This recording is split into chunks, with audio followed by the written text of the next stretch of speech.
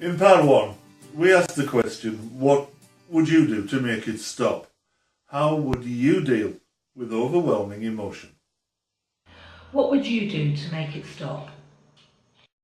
What would you do to make it stop? What would you do to make it stop? Some people harm themselves. For some people, those faced with overwhelming acute trauma, the only thing they know to do that works is self-harm.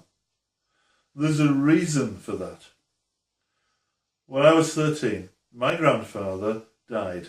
It was my first experience of death, and for me it was completely overwhelming.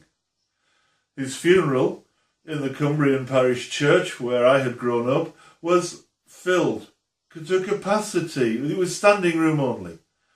There were even people waiting outside the church, and it seemed to me as if the whole town had turned out to pay their respects to this man who I only knew as Granda.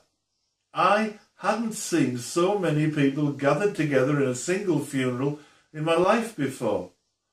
If you discount celebrities and royalty, I still haven't. So how did I react to these overwhelming feelings of grief? Well, when I wasn't sobbing, I giggled.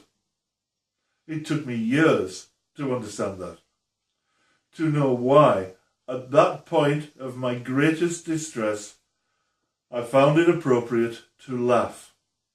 Now I know. When we're truly overwhelmed, an odd thing happens.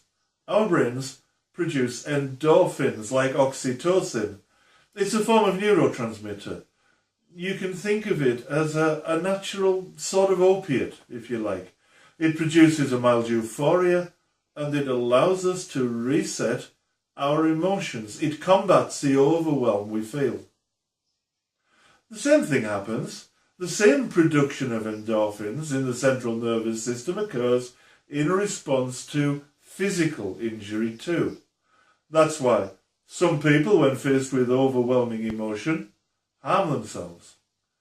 It produces that same mild euphoria, and it allows them to reset their emotional balance, just as I did at 13 at my grandfather's funeral. So you see, there really is a reason for self-harm. It's a coping mechanism. It may not be the best coping mechanism, sure, but if it's the only one that person knows that works, then they'll use it. It's not about manipulation or emotional blackmail. It's about feeling better.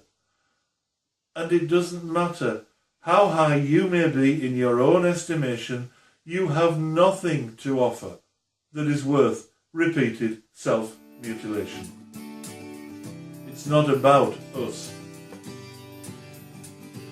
I'm Stuart Sorensen. You can find me at www.mindthecaretraining.com.